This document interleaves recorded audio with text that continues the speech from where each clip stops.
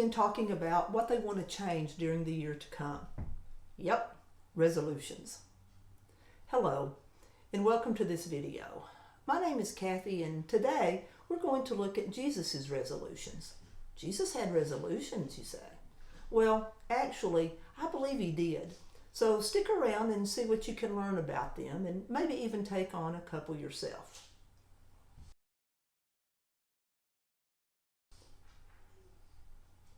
Resolutions. Resolutions are often made at the beginning of a new adventure, a relationship, a time period, or a move. But actually, any time is a good time to be resolute. According to dictionary.com, determination and resolution are close in meaning and concept. Determination was also listed as a word that can be used for resolution. Now, I don't know about you, but sometimes my determination or resolution is waylaid by various and sundry things. Most often I am the thing that waylays it. I have to say though, I have come up with some pretty good rationalizations for my waylaying. At least they're pretty good at that moment. But for this very reason, we have to be careful about resolutions. If we are prone to guilt, we can begin to feel terribly guilty about not following through or accomplishing them. And then we may succumb to a negative frame of mind about ourselves, which can be very difficult to escape. Or we may bury our guilt feelings or other feelings about it deep inside and not even realize the impact that they have on us. But all in all, I see New Year resolutions as a sign of hope, a belief that we can change and live more holy this year than the last. And rather than looking at resolutions as a list of changes or maybe a deletion of negatives or maybe adding some positives, I think looking at resolutions as a new way of life, just a new way to live, may enable us to live more fully into them and be more forgiving when we slip up. And as with all things in our life, we can look at Jesus for inspiration and direction as we develop and live into our resolutions.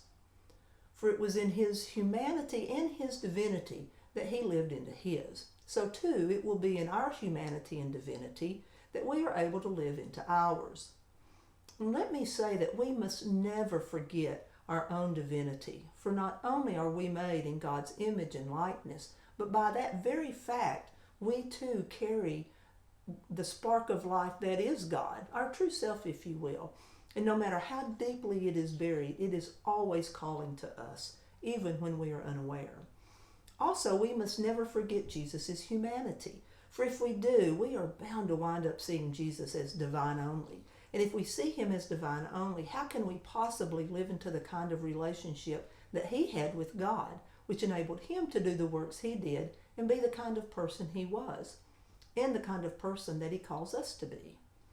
So by looking at some of Jesus' resolutions, we may find resolutions that we need to add or perhaps subtract from our own list if we've made one.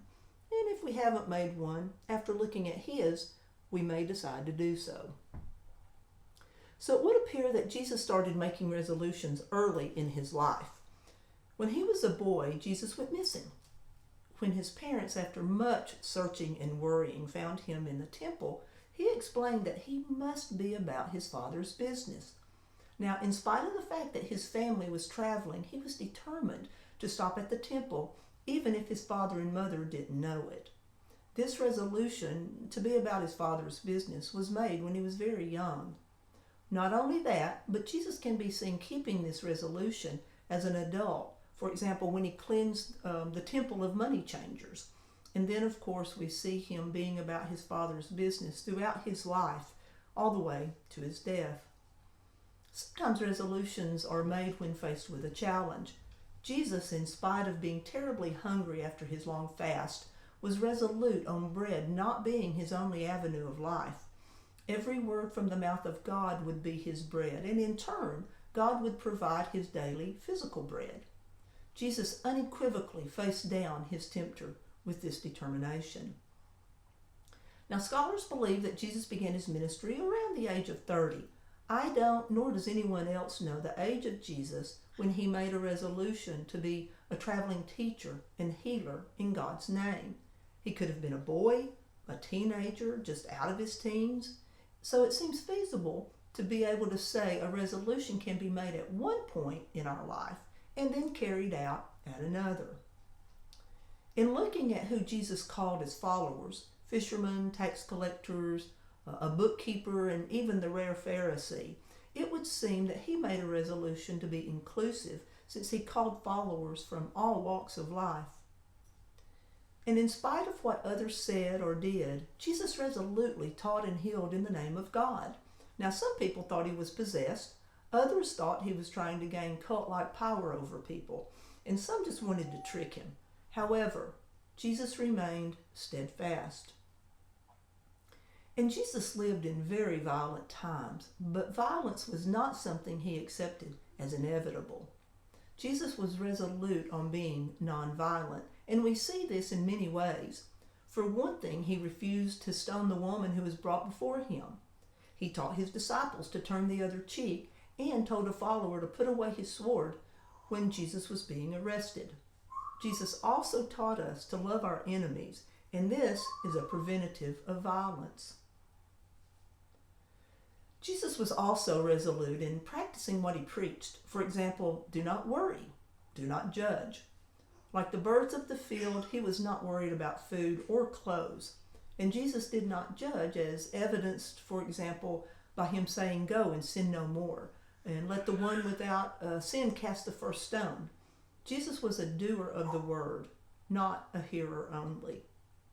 When we look at the many times that Jesus forgave those around him, Peter, his killer, his betrayer, the thief on the cross, to name a few, I would say that we could infer that he was resolute in giving people multiple chances to be forgiven. This is also another example of him practicing what he preached, as he told us to forgive someone 70 times 7 times. And Jesus, in both his humanity and divinity, made a resolution to be humble. That is, to recognize that each person, no matter what or who they were, was loved by God. In other words, Jesus understood that God has no favorites. We see his humility in several settings: talking to the woman at the well, letting children come to him, telling a tax collector that he would be dining at his house, healing lepers, acknowledging the faith of a Canaanite woman after initially ignoring her, washing the disciples' feet, and emptying himself by saying, "Not my will, but yours." Jesus broke the laws of religion, the culture, and the times, yet remained humble and reached out to those he saw in need, and he fought the injustices that surrounded him. And Jesus was determined to love God with all his heart, soul, and mind, and love his neighbor as himself. Thus, he made the greatest commandment his personal resolution. I think this also shows his resolve to make sure that his faith, his words, and his actions not contradict each other.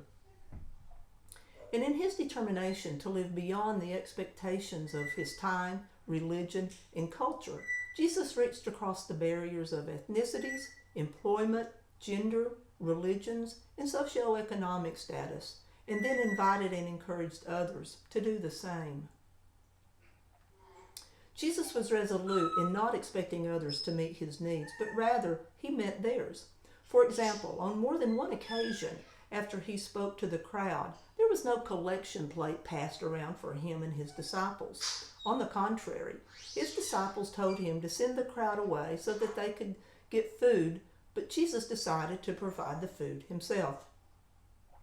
Jesus also resisted the temptation to defend himself when others badgered and questioned him. Thus, we can say that he made a resolution not to be defensive. It seems he decided that his answers would direct others toward the Creator, or he would remain silent. But when he did respond to others, his response came from his confident knowledge of God, and it didn't matter whether those around him agreed.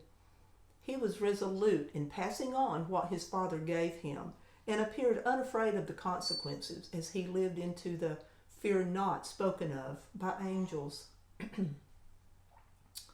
And the Gospels teach us that Jesus went off by himself to be with God. I like to think of this as his resolution to develop and maintain his relationship with God. And Jesus was a good friend. He seemed determined to be there for them and their families. For example, healing Peter's mother-in-law, bringing Lazarus to life again, and accepting his friends as they were. And finally, I think Jesus had a resolution to be honest about how hard a life of following him would be. He never sugarcoated things and openly talked about how hard it is for the one who chooses the narrow way. But he also told of how we would be cared for and would receive riches and gifts in this life as well as the life to come. Yes, Jesus was a determined man, yet this determination never got in his way when it came to the people around him. Loving them was always his first and foremost resolution. So what does this mean for us today? I think perhaps first it means that as we move into our own resolutions, we must know that they are doable. How will we know this? Well, we must ask if they fall under the guidelines of the greatest commandment. Does the resolution help you love God more fully? Does the resolution bring love to your neighbor? Does the resolution bring love to yourself? Secondly, I think it helps us to see Jesus realistically. And by this I mean that I don't think that Jesus went about his daily life in a helter-skelter way, see what happens. He planned, thought of others, and was aware of his interpersonal environment and let the Spirit guide him into the how and when of living his resolutions. And finally, I think it means that 2,000 years after he lived, Jesus, through each one of us, is still living into his resolutions, for we are the body of Christ in which this occurs.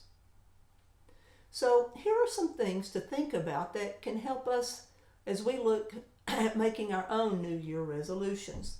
First, figure out what your goal or purpose is in even making a resolution. Second, look at your past resolutions. Which have you found the easiest to live into, and which have you found the hardest? What do you think the reason for this is? 3, how can you decide if a resolution is doable? And do not confuse hard with doable. 4, what is your basic game plan to help you live into changes that you want to make in your life?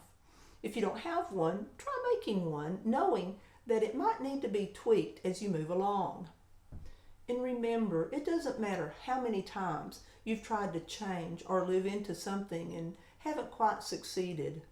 Perseverance is a key element in life, and never be afraid to ask for help. Thank you again for watching. Be sure to hit the like and subscribe buttons and leave comments below. I look forward to seeing them. So until next time, go, do, and be successful in your resolutions. Again, thank you so much, and Happy New Year.